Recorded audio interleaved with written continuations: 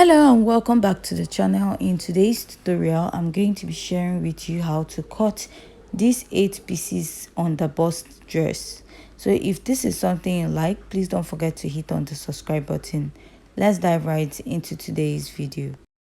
To start, I'm going to go ahead to mark my basic measurements. I'm going to mark my shoulder to bust line, shoulder to under bust line, shoulder to waist line. So I'll be marking my hip measurement or hip points later, and I'll be using the full length of this pattern paper as my gown length. So next I'm going to go ahead to mark my shoulder divided by 2.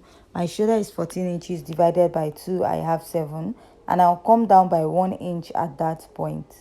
And after that I'll go ahead to draw my shoulder slope. And after I'm done drawing out my shoulder slope, the next step is to find my chest line. And to get that is your bust circumference divided by 6 plus 1.5 inches. I'll make a dot on that point and I'll place my ruler to draw a straight line. After I'm done drawing that, I'll still go ahead to mark what I have on the shoulder on that point, place my ruler, and I'm going to draw a straight line.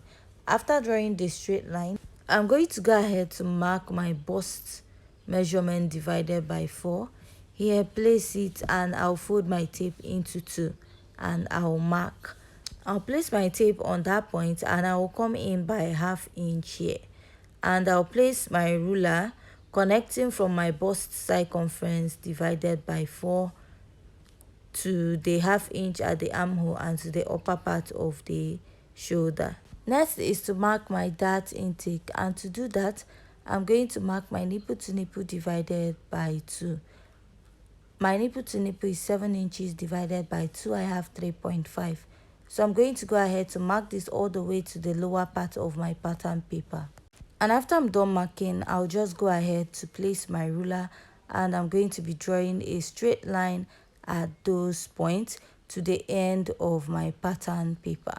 So after I'm done drawing this, I'll be marking my dart intake. So after that, I'll be marking my dart intake. I'll be marking ½ inch here and at the lower part. So I'm using a dart intake of 2 inches. So after marking ½ inch at this side, I'll be marking 1.5 at the other side, so making it the same 2 inches.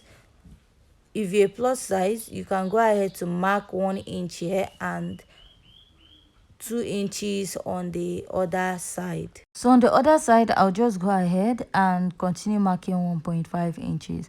And after that, I'll place my ruler and I'm going to draw a straight line connecting all the dots that I need. And after that, I'll just go ahead and use my marker to connect.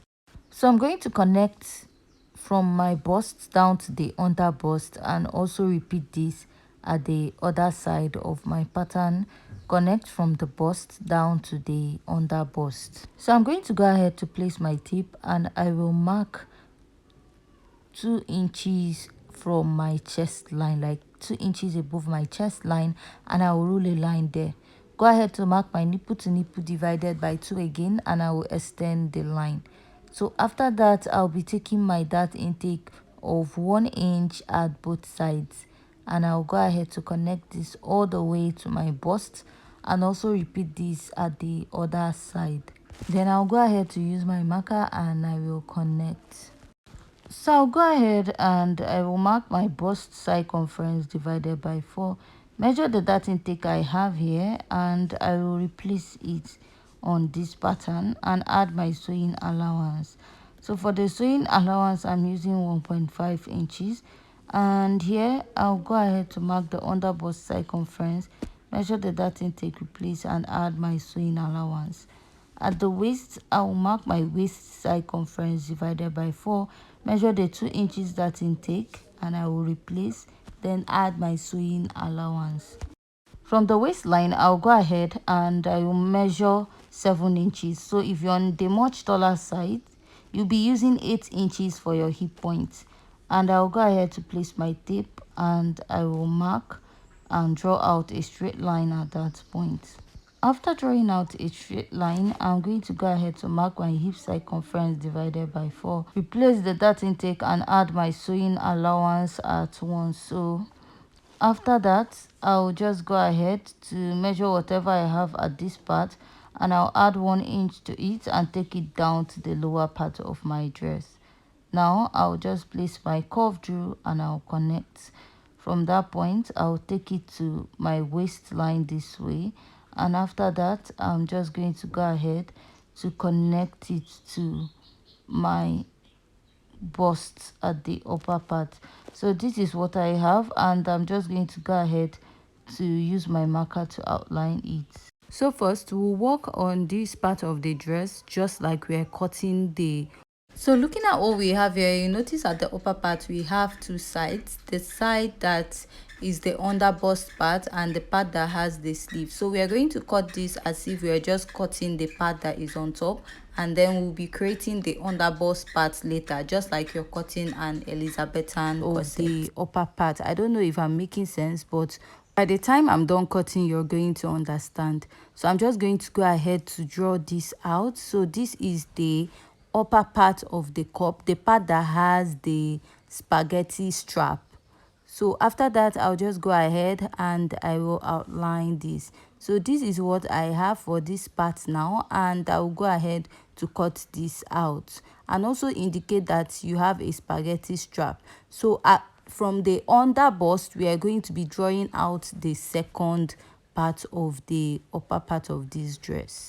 But before that, I'll just go ahead and trace this out, and after I'm done cutting, this is what I have. Now we'll use that same pattern to cut out the back, but before that I went ahead to mark my zipper allowance of 1.5 inches.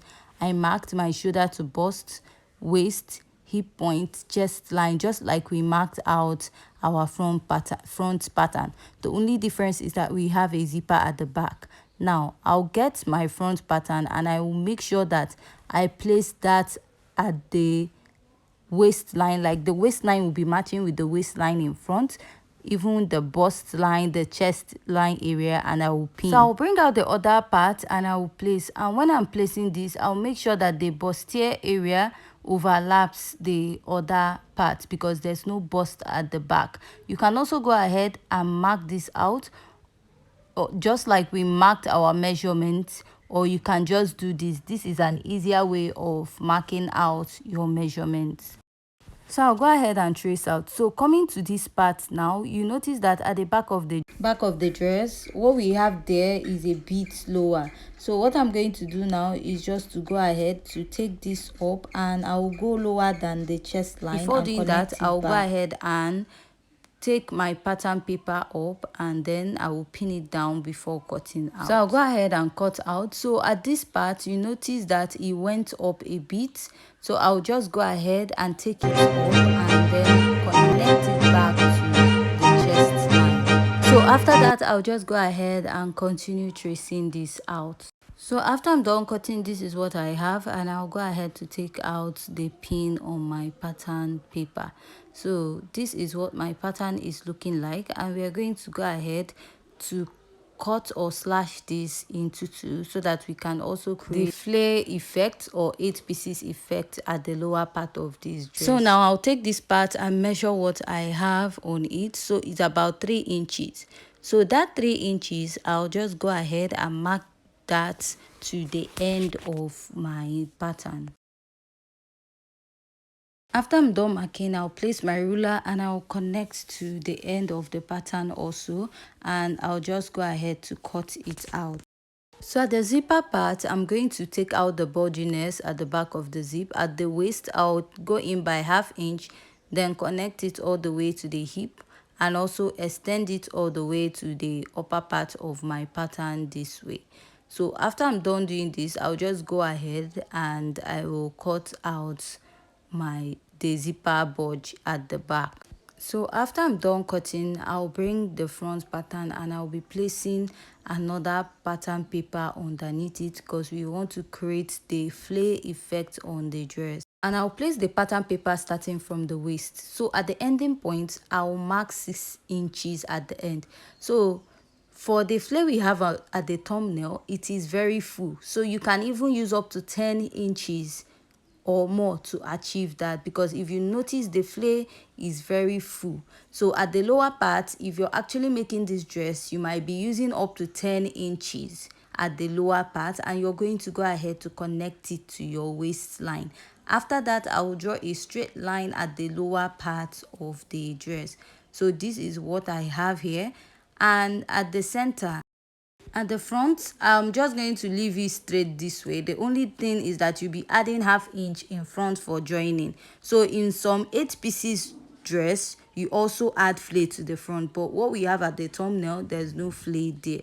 Now moving to the other side of the pattern, I'm also going to add that same 6 inches. So I'm just going to go ahead to measure it before placing my pattern paper, and I'll just use my gum to hold this down so that it doesn't move when I'm actually cutting it out. So after that, the next step I'll take is to mark 6 inches by the side of my pattern, and from the waistline I'm going to go ahead to connect it all the way to the end of my pattern. So I'm not really sure of what I have there, so I'll just use my pencil to serve as a guide and mark it out. Then I'll use my ruler to connect it back.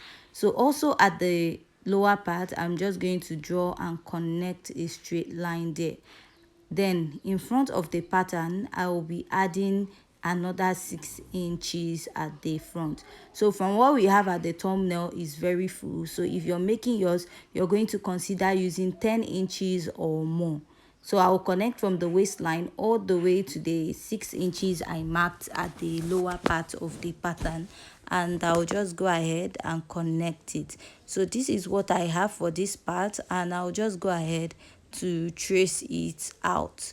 So this is the side, and also this is the front pattern. So by the time you join it, you're going to have the flare effect. So next, I'm going to go ahead to attach or place another pattern paper underneath. Now I'll come down by ½ inch and I'll blend my pattern paper in. I'll take it all the way up. So now we are trying to create the underbust effect we have on this pattern. So if you notice that the 8 pieces part of this dress stopped like at the underbust part of the dress, so I'll just go ahead and trace this out. So now after cutting this out, this is what I have, and next I will cut out the upper part. So if you notice, the part that has the 6 pieces gown started at below the underbust of this dress, and I'll give a clear explanation of how to achieve that. So after cutting out and taking this up, you notice that we have like a bustier underneath this dress. So you're actually going to cut out your dress and the lining. You're going to join your fabric together, join the lining and use it and turn it up. So for this part, you're going to cut this on fold, and you're going to be cutting out 2 pieces of this. Then you're going to be joining it with ½ inch, and this is the part that has the spaghetti strap on the dress. So after you're done sewing this separately and you're done sewing the 6 pieces gown part of your dress, you're going to take this and you're going to place it underneath the underbust of your dress, and you're going to place it and then tack it down by the side. So this is a video on my other channel, so this will help you how to attach the underbust part to the 6 pieces part of the dress. So after I'm done cutting out, this is what I have, and then we'll move over to the back pattern of this dress. So for this part, I went ahead to place another pattern paper, and I will be marking about 6 inches. So just like I said, if you want to get the full effect we have on the gown, you can use about 10 inches or more. So I'll just go ahead and connect this, and I will be cutting it out. So after cutting out, I'll go ahead and repeat the same for this side. So here is my pattern now for the back. So when I was actually adding my pattern paper, I didn't know my camera was not recording. So you're going to add 6 inches in front and also at the back, but if you want the full effect of the video, you can use about 10 inches or more. So the spaghetti strap that is coming from the front, you're going to go ahead to tack it to the back. So after this, we have come to the end of today's tutorial. Please don't forget to give this video a thumbs up, and see you in our next video. Thanks.